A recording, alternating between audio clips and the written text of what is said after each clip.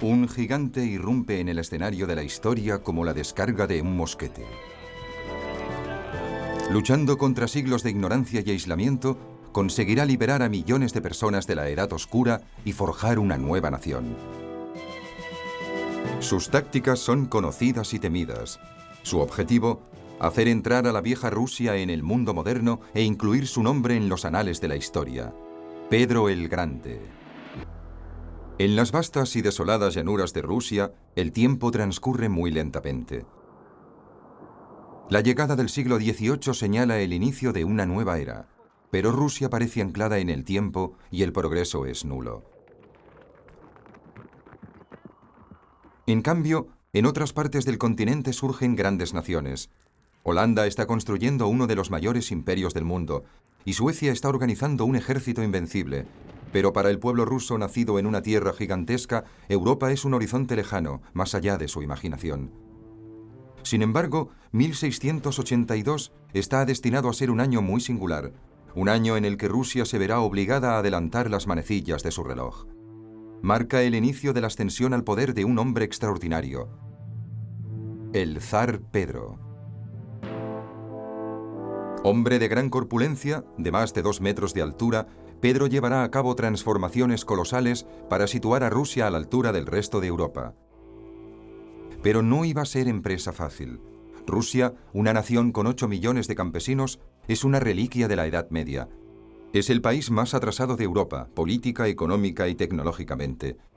Aisladas del mundo exterior, las cúpulas bizantinas del Kremlin son un reflejo de siglos de resistencia a las reformas y al progreso. El palacio de la dinastía reinante, la de los Románov, se alza como un símbolo eterno del indestructible dominio de los zares.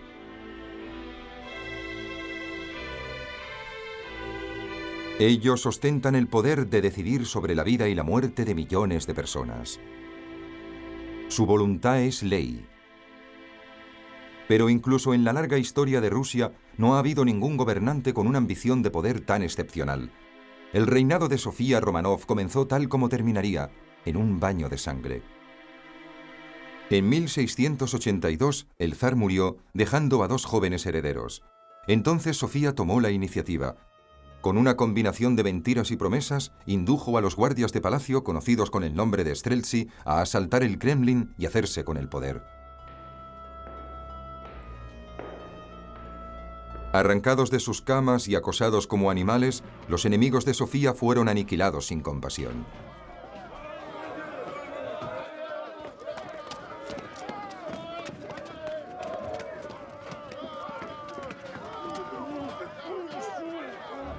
Algunos miembros de la familia real murieron atravesados por las lanzas de los Streltsy.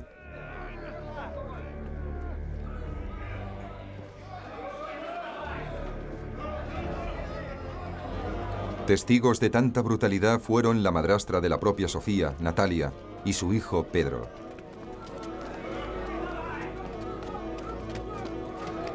Pedro, que entonces tiene 10 años, es el centro de las iras de Sofía. El otro heredero es Iván, quien con 16 años goza de mayores derechos sobre el trono. Pero su salud es frágil y su mente, retrasada, permanece en un estado infantil. Siendo uno demasiado joven y el otro demasiado débil, se tomó una decisión insólita. Ambos compartirían el trono con Sofía como regente. En una única e inédita ceremonia, los 2 jóvenes futuros zares fueron coronados. Pero el poder de Sofía tenía los días contados. El único modo de asegurarse el control era impedir que ninguno de los 2 jóvenes se convirtiera en zar. Iván no representaba una amenaza. Su mente jamás maduraría lo suficiente. Pero Pedro era distinto. Un niño sano con una mente vivaz, que incluso a su corta edad ya era más alto de lo habitual. Era evidente que le faltaban pocos años para convertirse en un hombre. Natalia conocía muy bien los deseos que Sofía albergaba en su interior y rápidamente alejó a su hijo del peligro que se cernía sobre él en el Kremlin. Pedro fue conducido a una hacienda situada lejos de Moscú. Sin embargo, aunque Sofía estaba encantada con aquel exilio autoimpuesto, sería una equivocación desastrosa para ella. Pedro no era un niño que se escondía.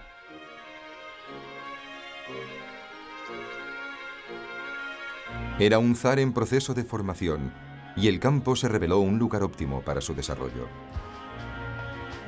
Estaba decidido a convertirse en un soldado capaz de dominar todas las técnicas de las artes militares.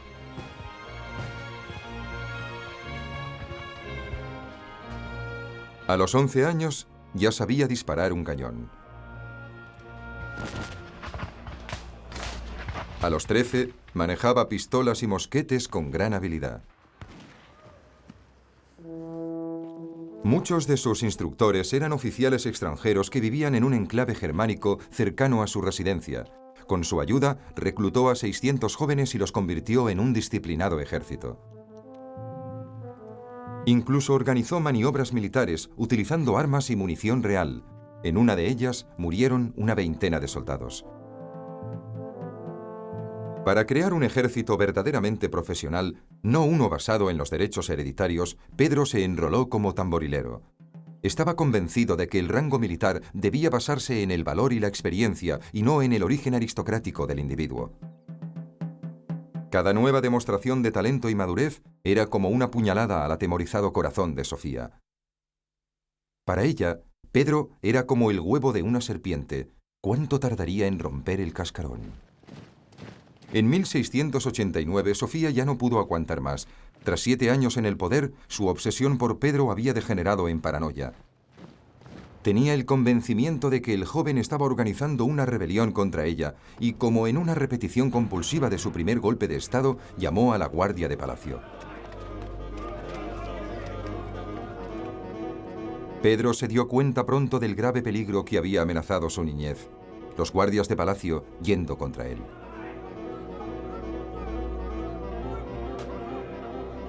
Pero aquello había sucedido 7 años atrás. Entonces él no era más que un niño. Ahora era el futuro zar. Ningún guardia de palacio osaría atacar la personificación de Dios en la tierra. Sofía podía ostentar el trono, pero Pedro tenía un derecho divino sobre él. La guardia abandonó a Sofía. Pedro no estaba planeando ninguna conspiración, pero entonces tenía la oportunidad de deshacerse de Sofía, y la aprovechó. Sentía aprecio por Iván y lo puso bajo su protección, pero Sofía debía ser castigada. Fue confinada en un convento en las afueras de Moscú que jamás abandonaría. Entonces Pedro se alzó como el jefe supremo.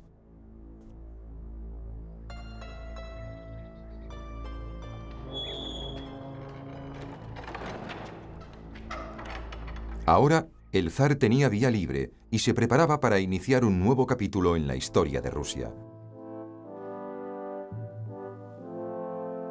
Antes de cumplir su primer año en el poder, Pedro tomó esposa. Se llamaba Yevdokiya y era tímida y poco instruida, pero resultó ser una esposa obediente y le dio un hijo.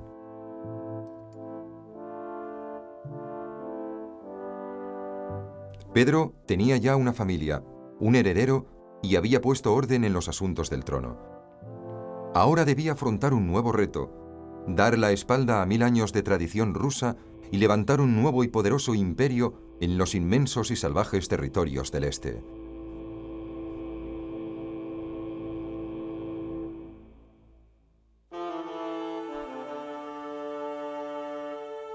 Quien ocupaba el trono de los zares gozaba de un gran poder, pero en Rusia la naturaleza era la reina madre.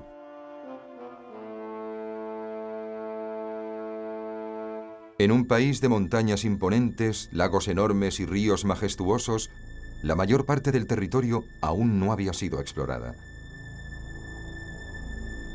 Los campos rebosaban de vías fluviales que serpenteaban hacia el mar, pero en todo el país solo se había construido un canal. Interminables bosques de pinos y abedules formaban fronteras naturales que dificultaban el comercio y las comunicaciones. Los límites de Rusia se extendían desde la glacial frontera con Suecia, a través del salvaje oriente, hasta las mismas costas del Océano Pacífico. En todo este territorio, el zar podía dictar leyes a su antojo, cobrar impuestos y cambiar tradiciones seculares. De los 8 millones de personas nacidas en este suelo tan riguroso, el 95% eran siervos, condenados a una pobreza extrema y a realizar trabajos de suma dureza. Sin posibilidad de modificar su situación, las suyas eran unas vidas interminables, crueles, poco dignas, casi inhumanas. Ni siquiera la riqueza proporcionaba cultura y educación a los poderosos terratenientes. El resto del mundo estaba tan lejos que solo miraban hacia el interior del país.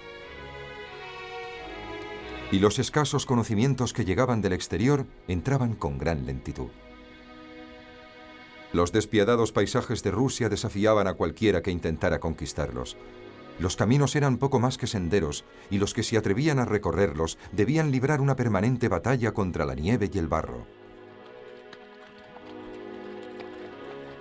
Incluso en las ciudades la vida era muy poco refinada. Las casas eran de madera y las aceras estaban siempre sucias, llenas de polvo en verano y cubiertas de lodo en invierno. El progreso era inapreciable.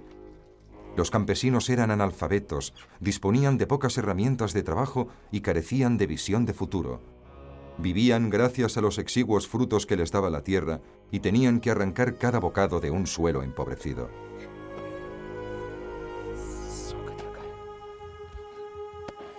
La mitad de los niños que nacían no sobrevivían al primer año de vida, y los hombres eran afortunados si llegaban a los 40.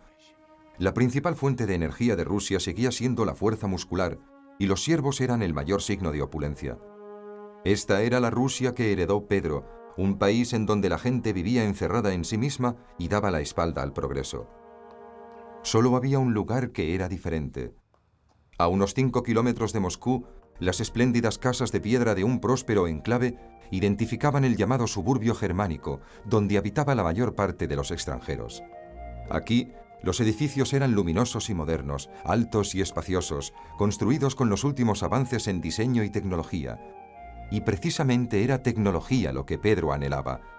De este barrio germánico salieron los instrumentos más ingeniosos, que para el zar eran a la vez fascinantes y descorazonadores. Ningún miembro de su corte era capaz de entender para qué servía aquel puñado de aros de metal, pero entonces el suburbio hizo a Pedro su regalo más extraordinario, un hombre sabio que podría enseñarle. El mercader holandés Frans Timmerman le describió con detalle el funcionamiento de los instrumentos tecnológicos. Él le reveló el secreto del sextante, un instrumento para dominar las distancias en alta mar, transformando mareas, vientos y olas en poderosos aliados. Timmerman llenó la imaginación de Pedro con grandes sueños sobre el océano. Como Moscú estaba tan lejos de la costa, ningún zar había tenido necesidad de una armada ni había librado jamás una batalla en el mar.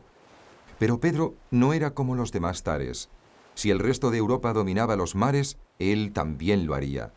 Se liberaría de un Moscú bloqueado por la tierra. En compañía de Timmerman, Pedro encontró un barco inglés abandonado. El estudio de su diseño y construcción alimentó su ya intensa curiosidad. Timmerman le explicó que lo habían construido para navegar contra el viento y para adaptarse a un mar con oleaje. No pasó mucho tiempo antes de que Pedro decidiera construir su propia flota. Llevaría su ejército al mar.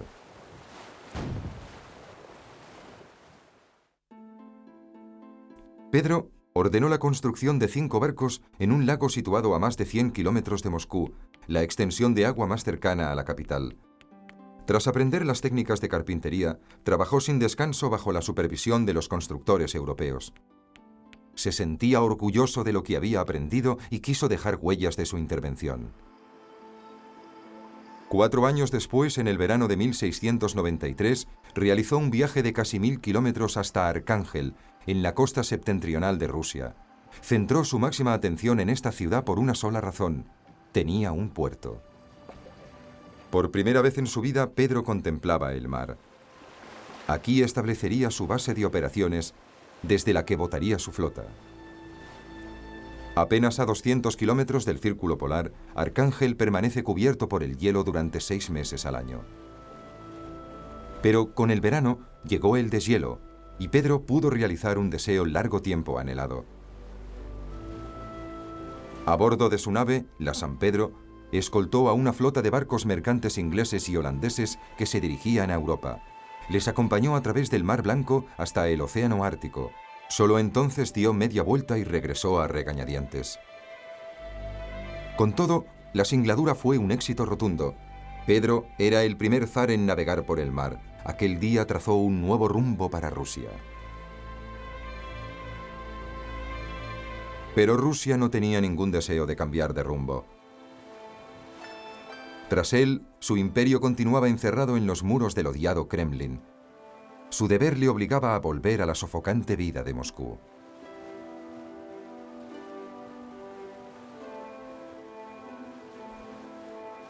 Para aliviar la onerosa carga de los asuntos cortesanos, Pedro se hizo rodear de hombres que conocían los placeres y los encantos del mundo exterior.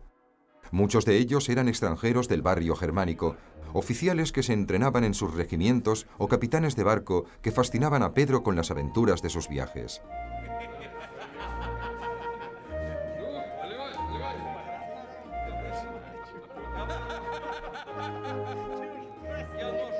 Cenaban juntos con regularidad.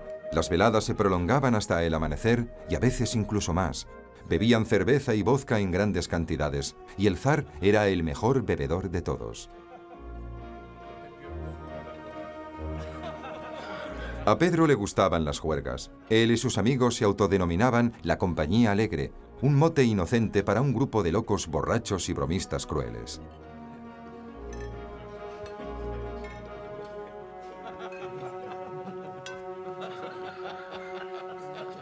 En una época en la que la Iglesia se negaba a mantener cualquier contacto con extranjeros, el zar vestía como ellos, cenaba con ellos y se servía de ellos para gobernar el país. Para los tradicionalistas, Pedro era el demonio. Y el demonio estaba a punto de llegar al galope.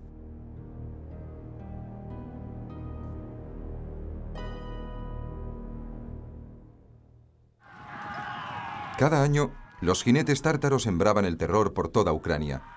Con el final de la primavera y el inicio del verano, asolaban la tierra quemando, saqueando y capturando prisioneros. Los que escapaban a la muerte eran vendidos como esclavos. Los ataques de los tártaros parecían incontenibles. Sin embargo, Pedro tenía un plan. Si conseguía apoderarse de la ciudad fortificada de Azov, controlada por el Imperio Otomano, acabaría definitivamente con las incursiones de los tártaros y conseguiría un puerto en el Mar Negro, la puerta de entrada al Mediterráneo y a la Europa meridional.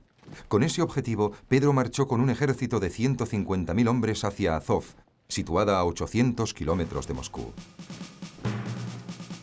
Durante 14 semanas, Pedro bombardeó Azov, a veces cargando los cañones con sus propias manos.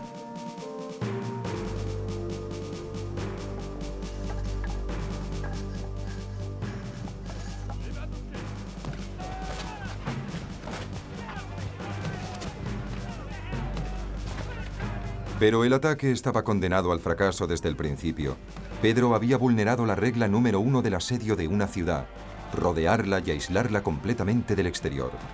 Los terraplenes erigidos por él no consiguieron aislar Azov completamente, por lo que la fortaleza pudo seguir recibiendo suministros por mar. Sin barcos para bloquear el puerto, Pedro no tenía ninguna posibilidad. Cuando llegó el invierno, decidió volver a casa con su desmoralizado ejército. El zar había aprendido una gran lección en Azov. El secreto para ganar una guerra era adueñarse del mar. Por tanto, volvió a concentrarse en la creación de una armada. Ordenó la construcción de 25 galeones armados y 3.000 gabarras de río. Todas ellas debían estar listas en 5 meses. Ni las temperaturas bajo cero, ni el hecho de no disponer de astilleros, ni de mano de obra especializada representaron un obstáculo.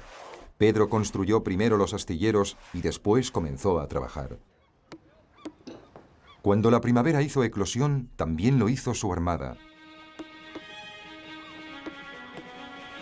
El zar navegó con su flota río abajo hasta Azov y la bloqueó por mar. Esta vez, los terraplenes que mandó construir eran más altos que los muros de la fortaleza.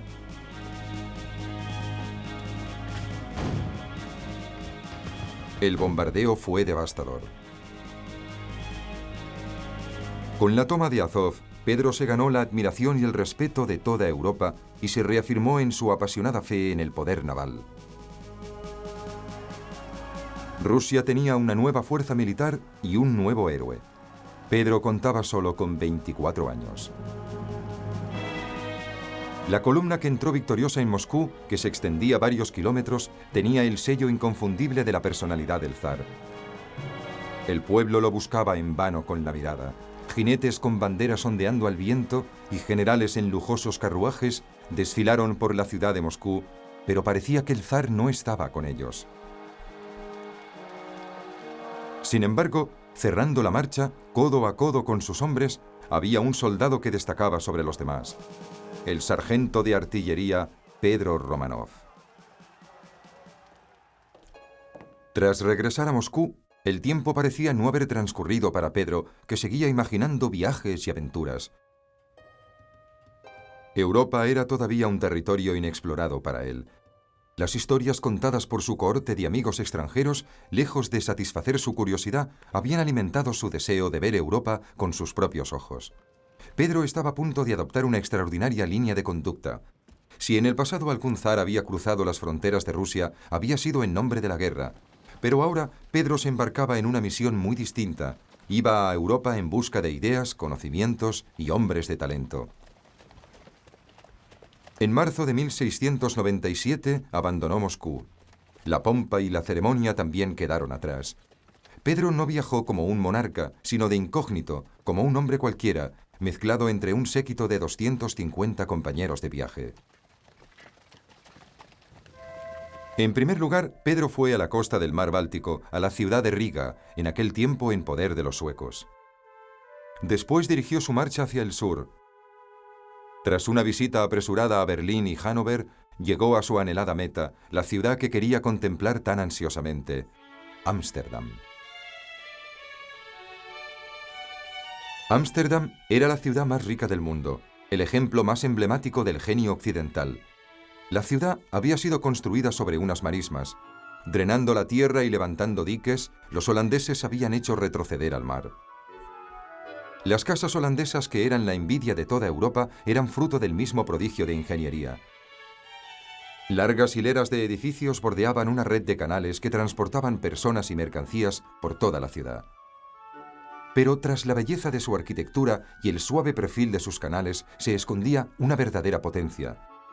En los hogares y haciendas de los comerciantes holandeses había riquezas procedentes de todos los rincones del mundo. La comida más deliciosa, el arte más sofisticado, lana, oro, especias. Todo estaba bajo el control de este diminuto estado europeo. El secreto de la opulencia de Holanda residía en su flota de 4.000 barcos mercantes, más de los que disponían los demás países europeos juntos. Gracias a sus embarcaciones, presentes en todos los mares del globo, Holanda prácticamente gozaba del monopolio del comercio mundial. Pedro sabía que solo allí descubriría los secretos de la ingeniería naval. Para estudiar su fabricación, contrató a cientos de capitanes y marineros, carpinteros de navíos y pilotos, y los mandó a Rusia. De este modo, Pedro compró su propia caja de herramientas.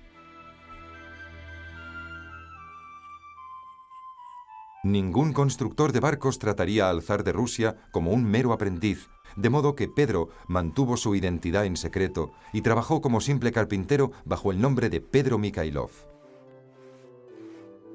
Su engaño estuvo a punto de descubrirse cuando se encontró casualmente con un herrero que había trabajado con él en Moscú.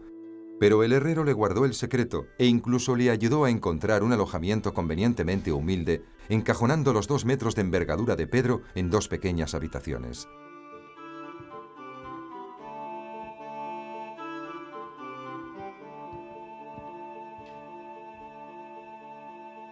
Con objeto de reclutar médicos para Rusia, Pedro visitó los hospitales holandeses. Aprendió a diseccionar cadáveres y a extraer dientes. Como su séquito diera muestras de repugnancia al ver un cadáver, les obligó a todos a arrancar de un mordisco un trozo de su carne.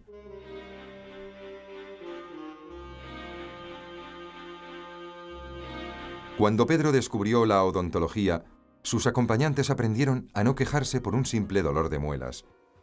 Tras 4 meses de trabajo, Pedro terminó su barco, el Pedro y Pablo.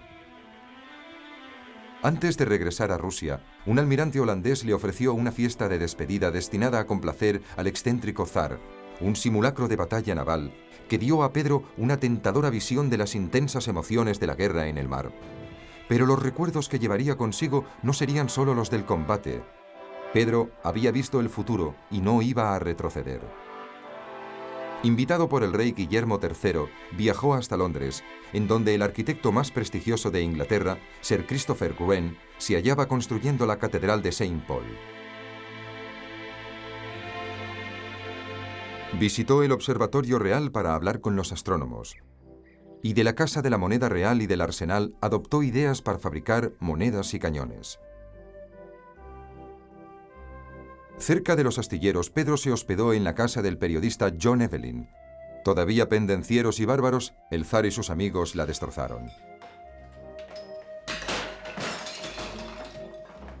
Rompieron ventanas y muebles, destruyeron el suelo y las pinturas, y aplastaron un seto de acebo haciendo pasar carretillas por encima de él.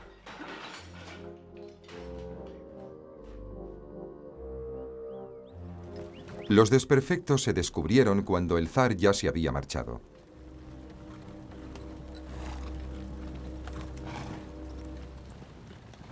No obstante, el gran viaje de Pedro había sido histórico. Después, la numerosa comitiva se dispuso a cruzar Europa a través de Leipzig, Dresde y Praga, hasta la corte del emperador de Austria. Ninguna otra ciudad era comparable a Viena en animación y esplendor. Un Pedro ya cosmopolita y occidentalizado se preparaba ahora para conocer un nuevo arte europeo, el de los placeres de la alta sociedad.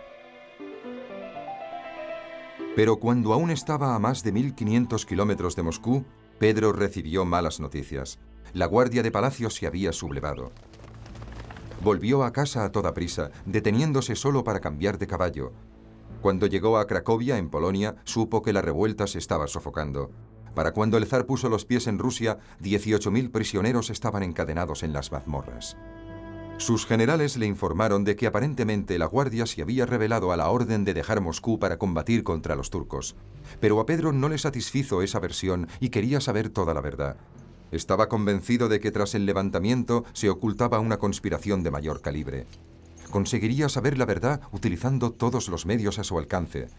Pedro ordenó la ejecución de 130 cabecillas de la rebelión, mientras el resto fue sometido a un interrogatorio cruel. El principal instrumento de tortura era el naut, un látigo con tiras de piel endurecida de aproximadamente 1 metro de longitud. 20 azotes podían arrancar la carne hasta el hueso, más podían ser fatales.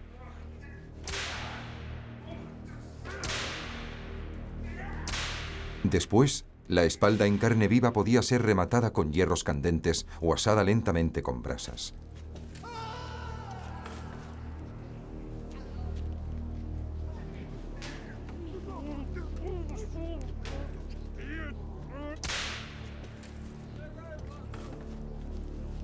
Los guardias fueron torturados de este modo durante 6 semanas, pero Pedro no pudo hallar pruebas de una conspiración.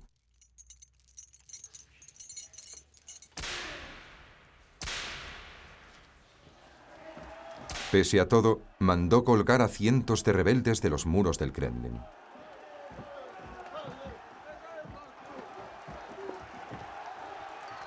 En la Plaza Roja había muchos más, marcados con fuego, mutilados o decapitados. 2 de ellos fueron despellejados vivos, centímetro a centímetro.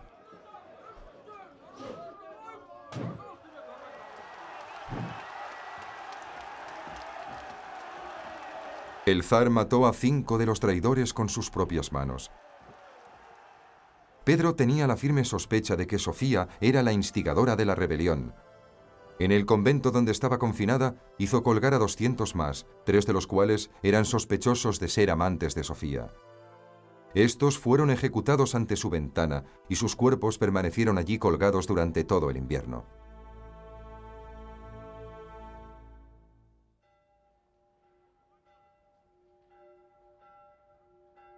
Después de sofocar la revuelta de sus hombres, Pedro estaba a punto de encender las iras de un enemigo aún mayor, Dios y la Iglesia.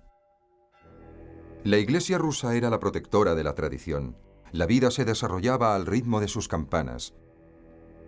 Aunque era profundamente creyente, Pedro no aceptaba que la Iglesia se opusiera a los cambios. El mismo día que volvió de Occidente desafió uno de los dogmas básicos de su religión. Afeitarse era un pecado mortal porque desfiguraba la imagen creada por Dios. Sin embargo, Pedro, al igual que muchos occidentales, iba completamente afeitado. En el momento en que sus súbditos le daban la bienvenida tras su larga ausencia, Pedro sacó unas tijeras y empezó a cortar barbas. La primera fue la del comandante en jefe de su ejército. En un banquete celebrado 2 meses después, Pedro tomó de nuevo las tijeras y se puso a cortar las tradicionales mangas largas de los boyardos, mientras gritaba: «Estas cosas son terriblemente incómodas», y en un abrir y cerrar de ojos las hizo desaparecer. Vestir al estilo europeo se impuso por decreto y cualquiera que deseara mantener su barba tenía que pagar un impuesto especial y llevar un medallón de bronce con la inscripción «Impuesto abonado». Aunque todos estos actos respondían a la imagen de un hombre que apostaba por el cambio, no eran nada comparables con su plan más osado: convertir a Rusia en una potencia mundial. A sus 28 años, el zar disponía por fin de una flota, pero no tenía puertos. Azov había resultado decepcionante, con los turcos frustrando constantemente el acceso de los rusos. Por tanto, Pedro fijó sus ojos en Occidente, en Suecia. Durante 500 años, rusos y suecos se habían disputado las regiones que rodean el mar Báltico. Estas tierras garantizaban una vía directa hacia Europa y Pedro estaba decidido a conquistarlas. En julio del año 1700, el zar declaró la guerra a Suecia y marchó con su ejército hacia la costa del mar Báltico. Pero Suecia no se dejó intimidar. El rival de Pedro era un muchacho de solo 18 años. Carlos XII, quien al igual que Pedro había accedido al trono durante su niñez. Ambos compartían la afición por la guerra y habían formado uno de los mejores ejércitos de Europa. Suecos y rusos se enfrentaron cerca de la fortaleza costera de Narva. El ejército de Carlos está exhausto por el largo camino recorrido y es numéricamente inferior. Por cada soldado sueco, Pedro dispone de 4 rusos. Pero la audacia es la mejor virtud de Carlos.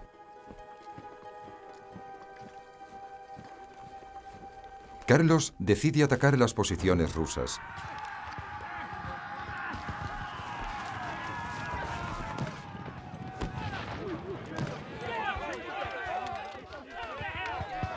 A pesar de encontrar una severa oposición, su atrevida táctica da resultado. La victoria cae en el bando de Carlos. Rusia queda indefensa ante la invasión de los suecos. Incluso Moscú es vulnerable. Para protegerla, Pedro debe reconstruir su ejército y reequipar a sus hombres. Al carecer de materias primas, Pedro hizo algo inconcebible. Cogió las campanas de todas las iglesias rusas y las fundió. Pedro convertiría este bronce sagrado en una infernal colección de armamento nuevo. Para muchos aquello fue un sacrilegio. Para él era el progreso. Construyó fundiciones para hacer cañones, fábricas de pólvora y armerías, y fábricas textiles para hacer uniformes y de cuero para hacer arneses. Toda la economía giraba en torno a la guerra.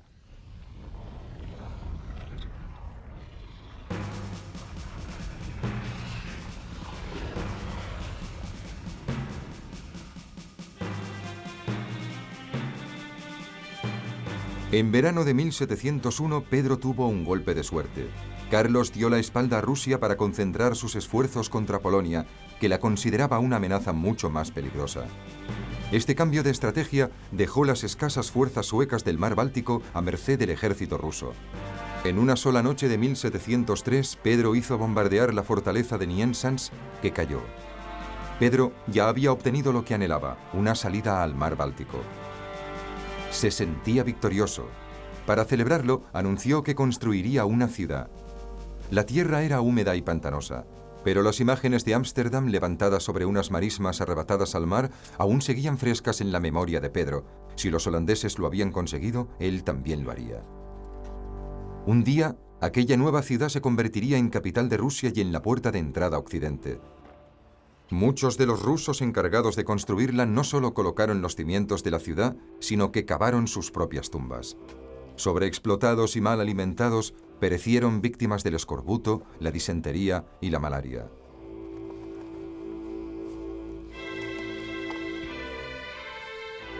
Pero ante el progreso, las vidas humanas tenían muy poco valor para Pedro.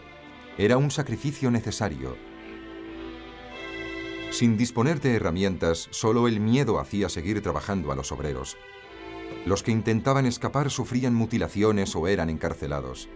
Al final murieron 30.000 personas. San Petersburgo se construyó sobre lodo y huesos. Pedro supervisó personalmente los trabajos, siguiendo cada fase de la construcción desde una cabaña de madera de 3 habitaciones. No veía el precio en vidas humanas, veía solo una ciudad emergente con una fortaleza y un astillero, la ciudad desde la que levantaría su imperio. Los recuerdos de su viaje a Europa inflamaban la imaginación de Pedro, pero además contrató a un arquitecto llamado Domenico Trezzini, que alimentó su apasionado entusiasmo. Juntos diseñaron una ciudad formada por grandes avenidas y con un perfil armonioso. Trezzini transmitió a Pedro su visión de una gigantesca catedral. Sería la envidia de Europa y se convertiría en la principal atracción de la ciudad. Pedro convino que las obras debían iniciarse inmediatamente.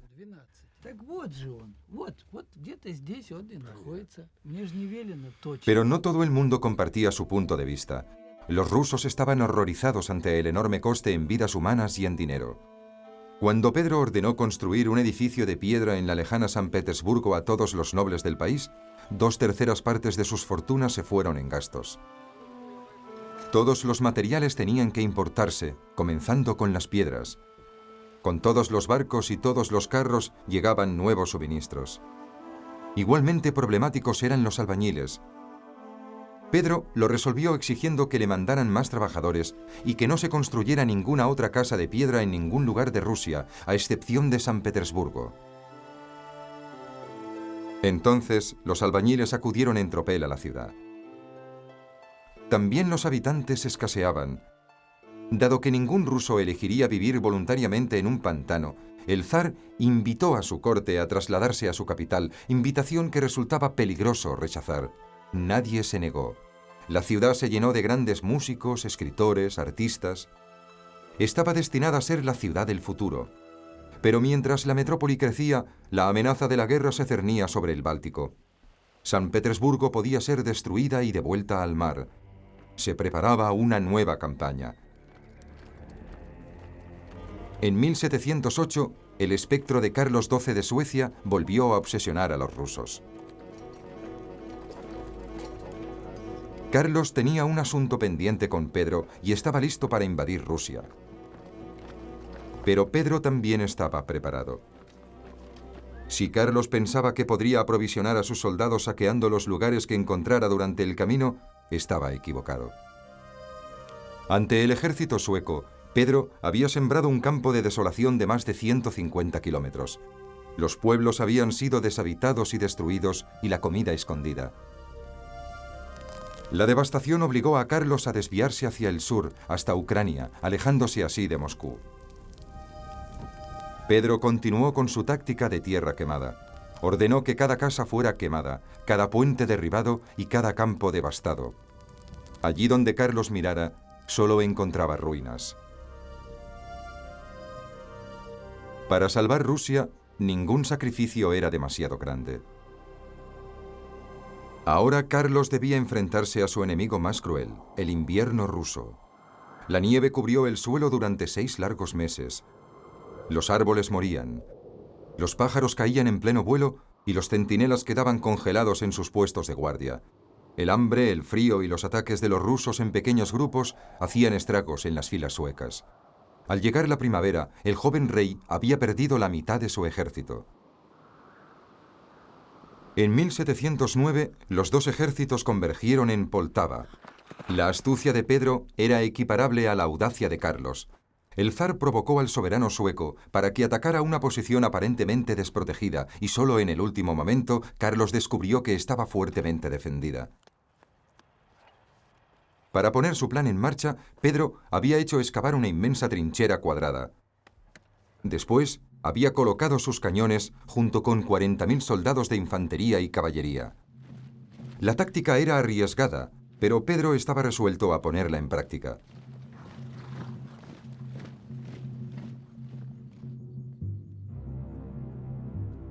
Al amanecer del día siguiente, los cañones rusos bombardean las líneas de la infantería sueca mientras todavía se organizan para el ataque.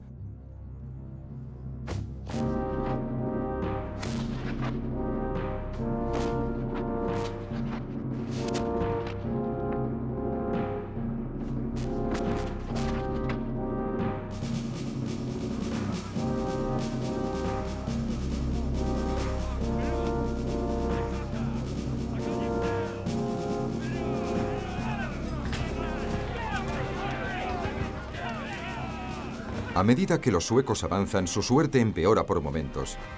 La escasa coordinación entre los generales deja al cuerpo principal del ejército en una inferioridad de 5-1.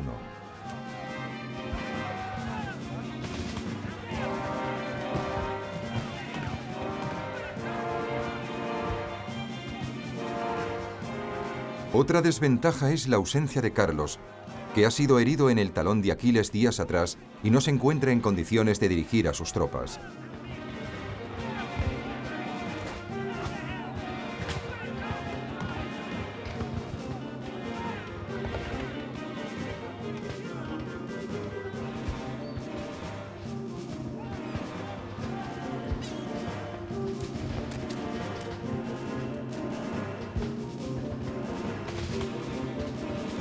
A mediodía, Pedro se proclama vencedor. Carlos se ve obligado a huir a caballo y a buscar refugio en Turquía. Suecia jamás volvería a ser lo bastante poderosa para amenazar a Pedro ni a Rusia.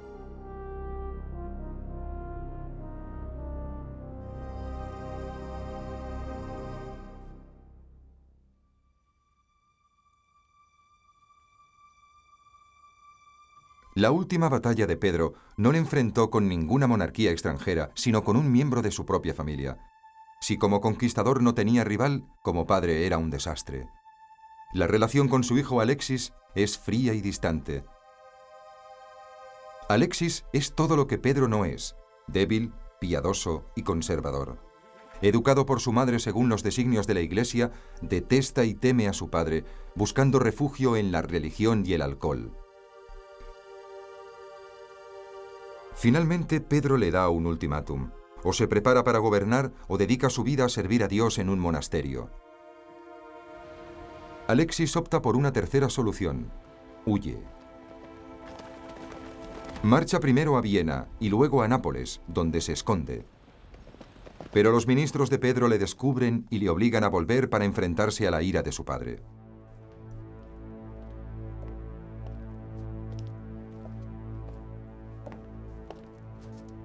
Hablar mal del zar es delito de alta traición. Pedro pone dos condiciones para otorgarle el perdón. Alexis seguirá con vida, pero pierde su derecho al trono y debe revelar los nombres de sus cómplices.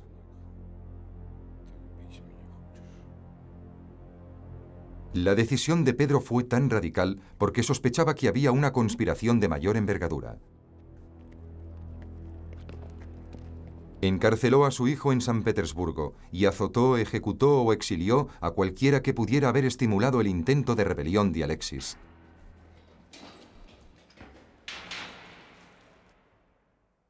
Meses más tarde, Pedro supo que su hijo planeaba hundir la armada y abandonar San Petersburgo al acceder al trono. Una vez más, Alexis se encontraba en dificultades. Ante la amenaza de la tortura, admite haber confiado a un sacerdote que deseaba la muerte de su padre y que estaba dispuesto a participar en una revuelta.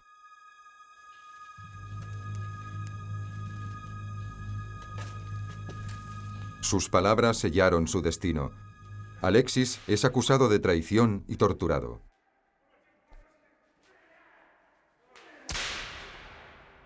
Recibe 40 azotes del naud y es sentenciado a muerte. Se dice que su mismo padre le asestó el primer latigazo. En un último gesto de desafío, Alexis murió, probablemente a causa de las heridas producidas por la tortura, antes de que Pedro pudiera firmar su sentencia de muerte.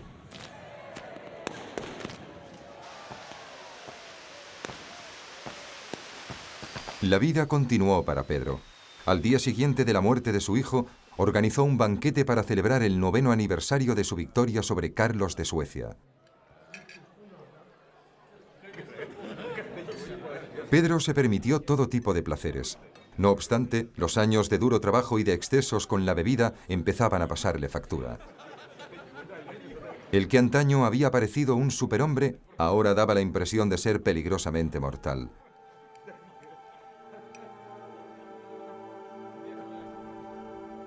Sin embargo, su reputación no mostró signos de disminuir.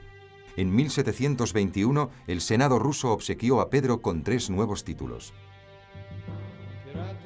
En una solemne ceremonia fue nombrado padre de la patria, Pedro el Grande y emperador de todas las Rusias.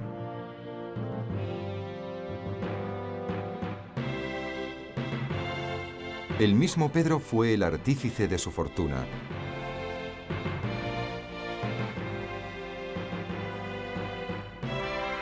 De niño, gozó de la libertad para soñar y del coraje para resistir.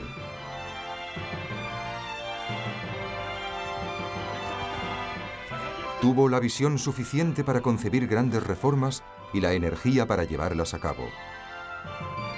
Su reinado se caracterizó por una continua expansión territorial.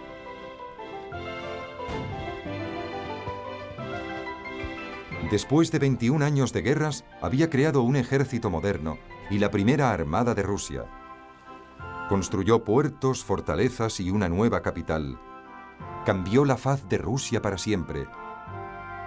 Y todo eso lo hizo sin pedir ni un solo doblón de oro a ningún hombre o nación. Lo consiguió con el sacrificio de sus súbditos más humildes y en última instancia con el suyo propio. En 1723, Pedro sufrió una infección crónica de la vejiga y se sometió a una atroz operación para que le extrajeran los cálculos. Tras ella, pareció recuperarse por completo y reanudó su apretada agenda de actividades, visitando las fortificaciones en la costa del mar Báltico. Pero la vida de aquel hombre de singular determinación llegó a su fin por un acto de altruismo. En noviembre de 1724, Pedro se lanzó al agua para salvar a unos soldados que habían quedado atrapados en un barco que se estaba hundiendo. Cogió un resfriado que le provocó fiebre y tuvo que regresar a San Petersburgo. Su vieja infección volvió a reproducirse. Entre intensos dolores, Pedro pidió la absolución de sus pecados en nombre del bien que había intentado hacer a su pueblo.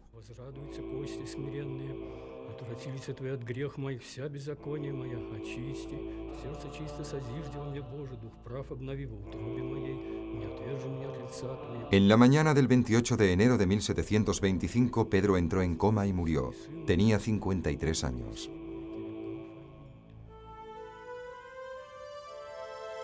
Fue enterrado en una tumba ubicada en la Catedral de San Petersburgo. ¿Qué le impulsó a hacer lo que ningún ruso había osado hacer antes y ni tan siquiera había imaginado? Pedro siempre llevaba con él un sello que tenía grabada la siguiente inscripción: «Yo soy un alumno y necesito educación». Tenía la humildad para aprender con sus propias manos y la arrogancia para creer que podía enseñar a toda una nación a abandonar el pasado y recibir el futuro con los brazos abiertos. Las lecciones de este gran hombre hicieron avanzar a esta gran nación y la abrieron al exterior, a un mundo que como consecuencia de ello cambiaría para siempre. «Está en todas partes», escribió un ruso.